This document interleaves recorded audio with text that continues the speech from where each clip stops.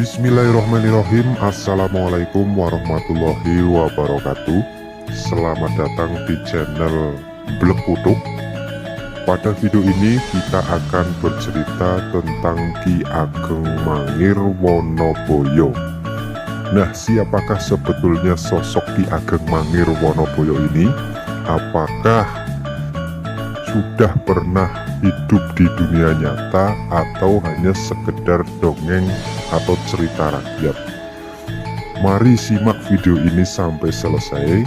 Jangan lupa subscribe dan pencet tanda lonceng di bawah ini agar teman-teman semua tidak ketinggalan video-video terbaru dari channel Blekutuk. Baiklah, langsung saja kita mulai awal cerita. Mangir itu merupakan salah satu desa yang terletak di daerah Kabupaten Bantul, Yogyakarta. Pada waktu itu di sekitar abad 14, datanglah seorang yang bernama Raden Joko Balut. Beliau adalah salah satu putra Raja Majapahit Brawijaya V. Raden Joko Balut atau yang mempunyai gelar Ki Megatsari ini tertarik dengan kekayaan alam desa Mangir. Salah satunya adalah buah kelapa yang tumbuh sangat subur di daerah Mangir. Akhirnya beliau memutuskan untuk tinggal menetap di desa Mangir. Kebetulan karena pada masa itu Desa Mangir adalah wilayah kekuasaan Majapahit. Akhirnya tanah Mangir diberikan kepada Ki Megatsari oleh ayahnya yang bernama Brawijaya V. Sehingga tanah Mangir dibebaskan dari pajak atau upeti. Namun seiring perjalanannya waktu, kerajaan Majapahit runtuh diserang dari kerajaan Demak Bintoro yang dipimpin oleh Raden Patah. Kemudian ada salah satu saudaranya Ki Megatsari yang bernama Raden Joko Wonoboyo.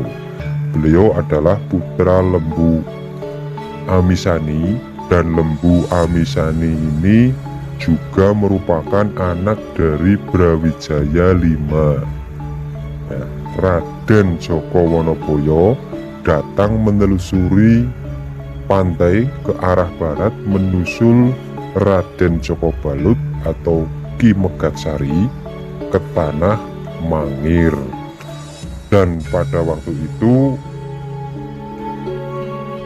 akhirnya Raden Wonoboyo berterulah dan datang ke Mangir bertemu Ki Megatsari. Pada masa itu Ki Megatsari di desa Mangir sudah menjadi sesepuh atau yang mempunyai gelar Ki Ageng Mangir I. Kemudian setelah Joko Wonoboyo datang ke Mangir, akhirnya menikahi putrinya Ki Ageng Mangir I atau Ki Megatsari yang menjadi penerus. Setelah menjadi menantu, Ki Wonoboyo menjadi penerus menjadi Ki Ageng Mangir II. Kemudian Ki Ageng Mangir II ini juga menurunkan anak Wonoboyo menjadi penerus juga Ki Ageng Mangir III. Nah,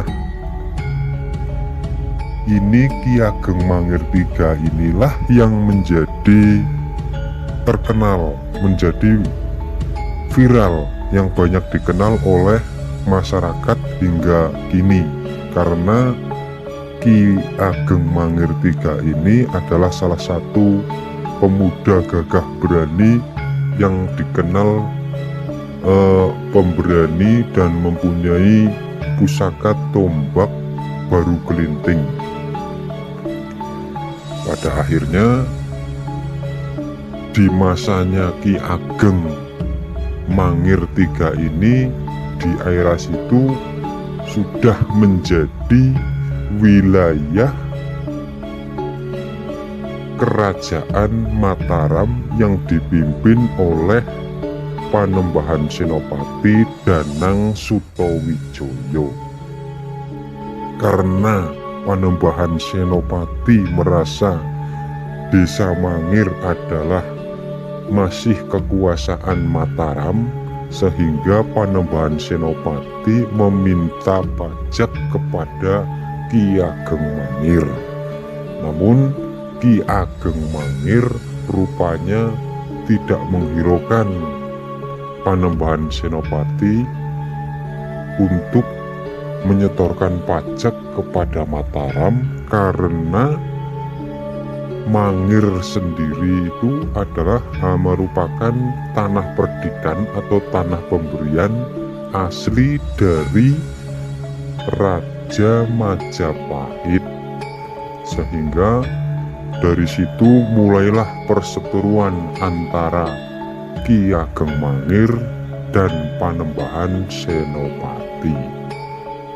Namun Panembahan Senopati untuk berpikir perang dengan Ki Ageng Mangir rupanya menjadi perhitungan sendiri, karena Ki Ageng Mangir mempunyai pusaka hebat tombak baru kelinting, sehingga Panembahan Senopati disarankan oleh Ki Jurumertani untuk mengawinkan atau menjodohkan putrinya yang bernama Pambayun untuk dinikahkan dengan Ki Ageng Mangir. Namun Panembahan Senopati berpikir rasanya tidak mungkin kalau secara langsung menjodohkan dengan Ki Ageng Mangir. Pada akhirnya timbul mempunyai siasat bahwa Retno Pambayun ini disuruh menyamar menjadi penari ledek, datang untuk menghibur di Desa Mangir bersama rombongan yang dipimpin oleh rombongan dan kawan-kawan dari Mataram, atau yang diketuai oleh Ki Jurumertani. Beliau adalah salah satu ahli politik sekaligus penasehat Kerajaan Mataram. Dan pada akhirnya benar saja, karena pada waktu itu Desa Mangir itu terkenal, orang-orangnya itu terkenal dengan menyukai kesenian. Pada akhirnya setelah rombongan datang ke Desa Mangir, akhirnya Ki Ageng Mangir ini tertarik dengan kecantikan Retno Pambayun, karena memang Retno Pambayun ini salah satu putri yang sangat cantik. Siapapun bisa tergila-gila, bisa terpanah dengan kecantikan Retno Pambayun. Akhirnya Ki Ageng Mangir tertarik dengan Retno Pambayun. Begitu juga dengan Ki Ageng Mangir, dia juga tampan dan gagah pemberani. Pada akhirnya mereka menikah, dan setelah menikah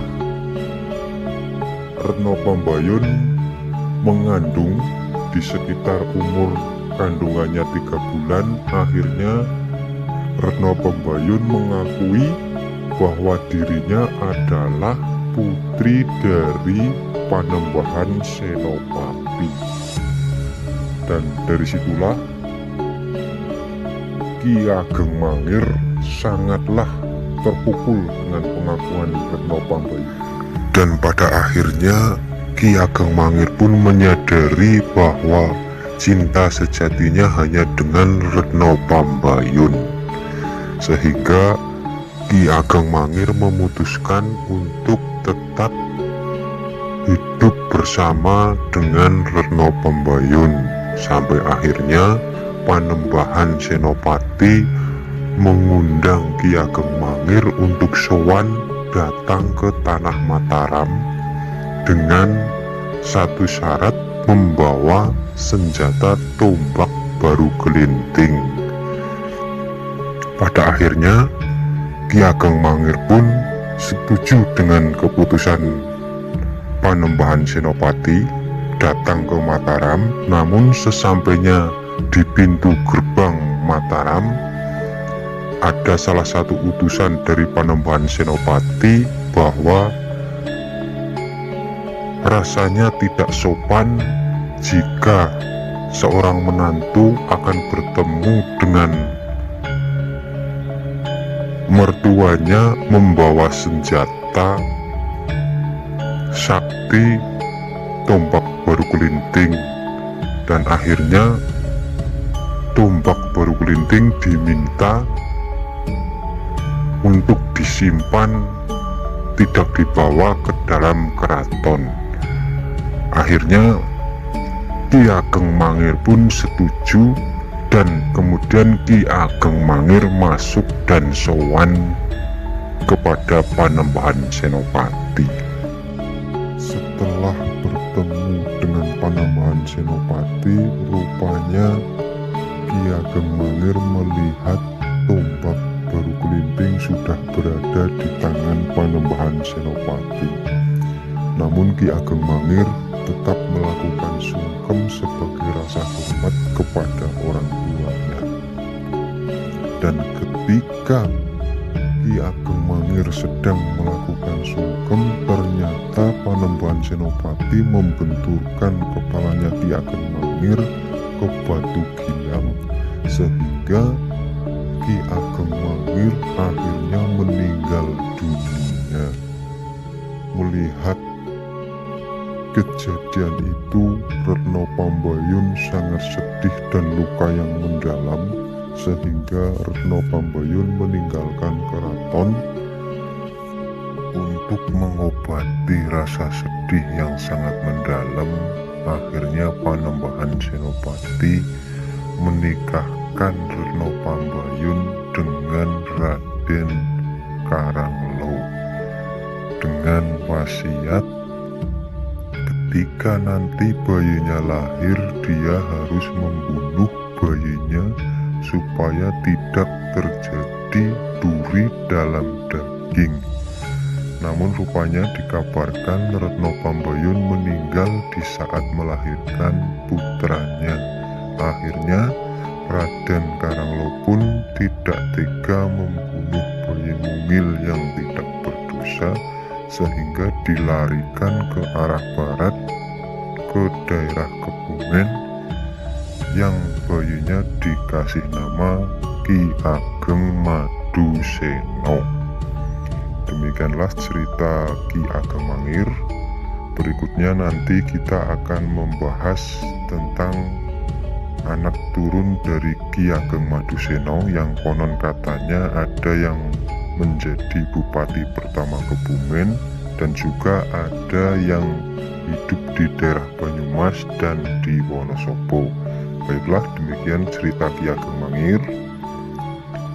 Semoga bermanfaat, dan mohon maaf sekali bila ada kesalahan atau kekeliruan di alur cerita ini. Mohon maaf yang sebesar-besarnya. Dari channel Blekutuk kita akhiri, bila taufik wal hidayah. Wassalamualaikum warahmatullahi wabarakatuh.